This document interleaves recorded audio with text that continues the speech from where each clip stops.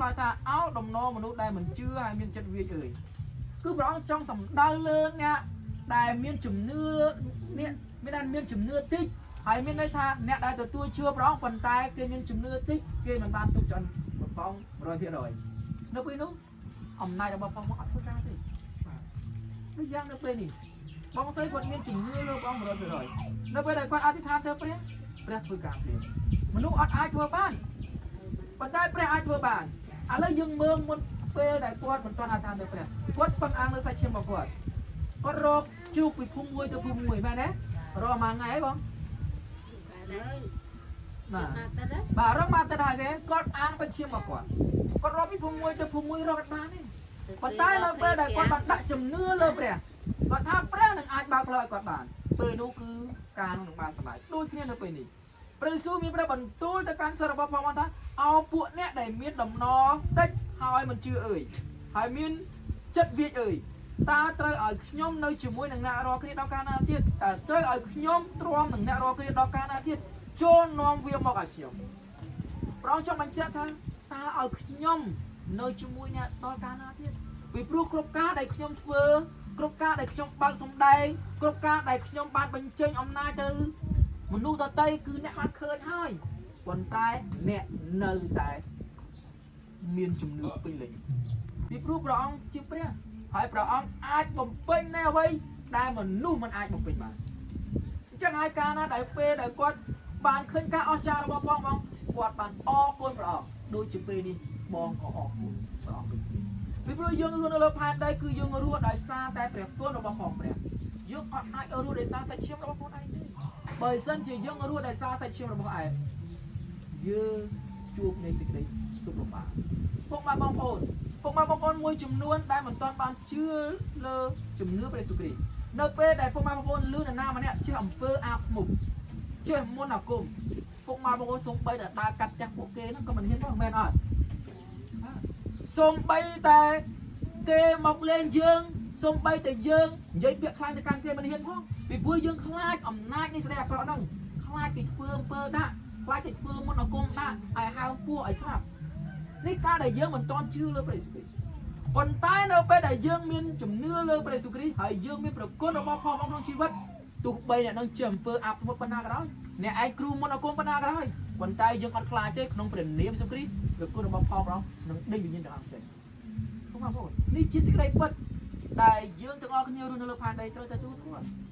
ពីព្រោះអំណាចនៅលើផែនដីមានពីរអំណាចនៃសេចក្តីអាក្រក់គេហៅថាអរិយសាតាំងអរិយសាតាំងមិនបាននាំសេចក្តីសុខឲ្យពួកយើងទេនៅពេលដែលវិលាណាដែលយើងដើរបានប៉ះពៀវានឹងបំផ្លាញ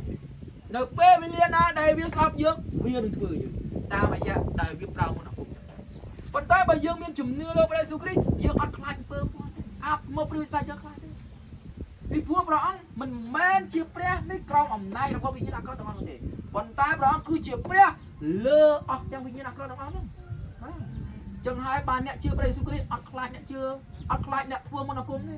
អ្នកចេះមុនអាគមអាប់មកព្រះវិសាចណាតាគឺអ្នកជឿព្រះយេស៊ូវគ្រីស្ទអត់ខ្លាចទេ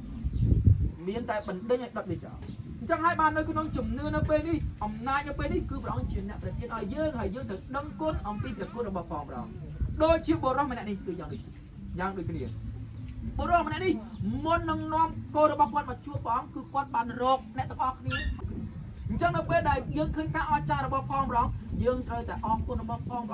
ការអរគុណនេះគឺយើងចង់បញ្ជាក់អំពីការដែលយើងដឹងគុណទៅកាន់នរណាម្នាក់ដែលបានធ្វើការចំពោះជីវិតយើងទៅកាន់នរណាម្នាក់ដែលបានជួយយើងចឹងការអរគុណនេះវាជាការបង្រៀនឲ្យយើងចេះគោរពចេះដឹងគុណចេះមានអំណរជាមួយគ្នាអញ្ចឹងហើយបាននៅក្នុងព្រះគម្ពីររ៉ូមចំពុក12តែព្រះអង្គឲ្យយើងដឹងគុណហើយឲ្យយើងទាំងអស់គ្នាដើរតាមព្រះអង្គកុំឲ្យយើងដើរតាមនៃសម័យបច្ចុប្បន្ននេះបាទនៅក្នុងព្រះគម្ពីររ៉ូមចំពុក12ខ2ដែលព្រះមានប្រាប់ទូម៉ាច់ថាកុំឲ្យត្រាប់តាមសម័យនេះឡើយចូលឲ្យអ្នករាល់គ្នាបានផ្លាស់ប្រែវិញដោយគំនិតបានតែមួយជាថ្មីដោយគំនិតបានកែជាថ្មីឡើងដើម្បីនឹងអាចលមើលឲ្យបានស្គាល់បំណងប្រាថ្នានៃព្រះតែល្អស្រួលទទួលឲ្យគ្រប់លក្ខណៈពុកម៉ែបងប្អូននៅពេលដែលយើងមានប្រគុណរបស់ផងម្ដងនៅក្នុងជីវិតរបស់យើង ប្រអងបានឲ្យយើងទាំងអស់គ្នាកុំឲ្យត្រាប់តាមសម័យនេះឡើយពីព្រោះសម័យនេះជាសម័យមួយដែលពោពេញទៅដោយសេចក្តីអាក្រក់ភាពលោភលន់ភាពចង់បានភាពសាហាយស្មន់ផិតក្បត់ភាពកាប់សម្លាប់កូនមិនស្គាល់ម្ដាយមិនស្គាល់កូនឪពុកមិនស្គាល់កូនកូនមិនស្គាល់ឪពុកតើមានទេបច្ចុប្បន្នហ្នឹងគឺមានវាកំពុងតែកើតមាននៅលើផែនដីនេះវាកំពុងតែកើតមាននៅលោកីនេះប៉ុន្តែព្រះអង្គបានមានព្រះបន្ទូលថាបើយើងជាគ្រីស្ទានសូមកុំឲ្យយើងត្រាប់តាមនៃសម័យកាលនេះឡើយពីព្រោះសម័យកាលនេះជាសម័យកាលដែលនាំឲ្យយើងប្រព្រឹត្តនៃសេចក្តីអាក្រក់កំហឹងក៏ជាសេចក្តីអាក្រក់ទាស់តែងគ្នាក៏ជាសេចក្តីអាក្រក់ការមើងងាយគ្នាក៏ជាសេចក្តីអាក្រក់ការនិយាយដើមគ្នាក៏ជាសេចក្តីអាក្រក់ការចង់បានហួលបត់ក៏ជាសេចក្តីអាក្រក់ដូច្នេះហើយបានព្រះអង្គបានបង្រៀនយើងថាសូមកុំឲ្យយើងត្រាប់តាមសម័យនេះពីព្រោះសម័យនេះគឺជាសម័យដែលនាំឲ្យយើងទៅក្នុងបាត់ប៉ុន្តែព្រះអង្គឲ្យត្រាប់តាមនៃសម័យដែលព្រះអង្គបានយាងមកសម័យយ៉ាងម៉េច